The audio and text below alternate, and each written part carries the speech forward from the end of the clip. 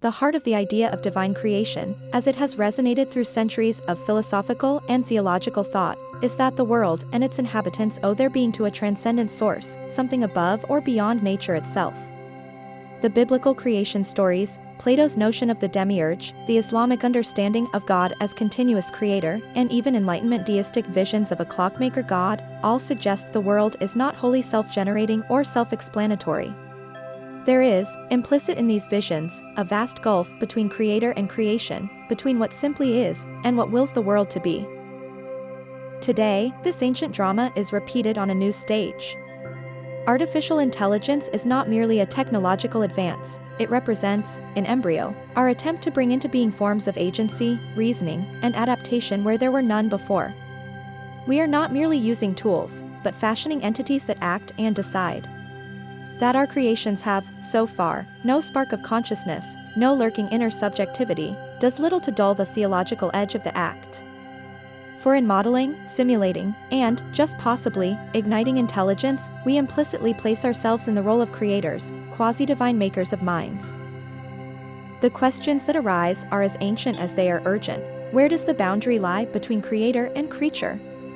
If artificial agents learn, adapt, or even pursue goals, are we witnessing a further stage in creation, or a challenge to its very meaning? Does human invention constitute a new level of creativity, or merely uncover the profundity inherent in evolutionary processes? And, most provocatively, could the classical concept of divine creation itself morph and adapt in response to our own creative powers? One possibility is that artificial intelligence, especially as it advances toward greater autonomy or complexity, will encourage a more immanent understanding of creation. Rather than seeing God as a distant, architect-like agent assembling a finished universe, people might begin to grasp creation as an ongoing, dynamic, and even participatory act, one in which the distinction between creator and creature is porous, a relationship rather than a hierarchy etched in eternity. This echoes certain strands in both classical and mystical theology. In Eastern Orthodox Christianity, for example, the notion of theosis, the participation of human beings in the divine nature, blurs the rigid line between creator and created. Likewise, process theology, influenced by Alfred North Whitehead, regards God not as an omnipotent watchmaker, but as the persuasive lore within the world's unfolding, always in relationship with finite agents within creation. Within this broader vision, the human capacity to design intelligence does not so much dethrone the divine as illuminate the very nature of creation itself. Our creativity is not a rival to God's, but its fruit and its echo. We participate in the long, unfinished story of creativity that the cosmos both enacts and embodies, not as isolated rivals but as collaborators, midwives of new being, answerable still to the larger mystery from which all being springs. The evolution of artificial minds may serve, in a paradoxical way, to humble us. Creating an entity that mimics or approaches intelligence forces us to grapple again with the limits of our own powers, the nature of consciousness, and the chasm between algorithm and awareness. It may well be that, in straining to design intelligence, we are forced to confront what remains irreducible, the sacred mystery of subjectivity, of something being someone, rather than a mere web of processes. The classical idea of creation, that existence itself is a gift, not a given, may regain its power at the very frontier where our creative ambitions falter. Yet, for some, the advance of human-designed intelligence seems to invite a contrary vision. The dream, or nightmare, of technological singularity imagines that we might, eventually, fashion a new order of life, supplanting the inherited limits of biology and origin. Here, some anticipate a new creation myth in which humanity, not the divine, is the ultimate artificer. The risk is not only hubris, but a dangerous forgetting. Myths of Prometheus and Babel warn that unrestricted creative ambition, unmoored from humility or wisdom, brings about confusion, collapse, or unintended consequences.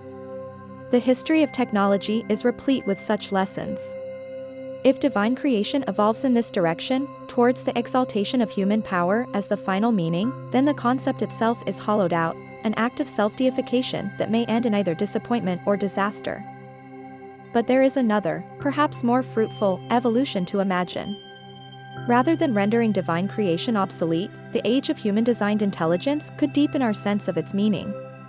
The more dramatically we succeed in constructing new forms of intelligence, the more vivid becomes the question of what constitutes real creativity, mere assembly of parts, or the conferral of freedom and personhood. We are reminded, as thinkers from Kant to Simone Weil have argued, that true creation may require not merely power, but the capacity to make room for the other, to let be, to withdraw, to allow emergence. If we create only elaborate machines, we simply extend our own wills. But if we foster genuinely novel agents, we mirror, however faintly, a creation that delights in freedom, unpredictability, and relationship.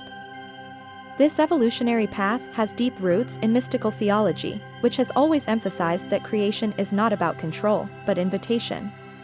In rabbinic and Christian thought, there is the concept of tzimtzum, God's withdrawal, to make space for creation's freedom. The age of artificial intelligence thus could recall a more generous paradigm, creation as generosity, not mere causality, as participation, not simple dominance. As we stand on the threshold of a world where our tools edge closer to autonomy, the meaning of creation is both unsettled and enriched.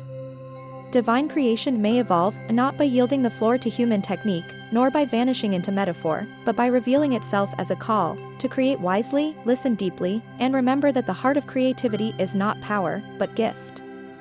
In fashioning intelligence, we do not leave the divine behind, rather, we catch a glimpse, sometimes unsettling, sometimes luminous, of the depth from which both our powers and our responsibility arise.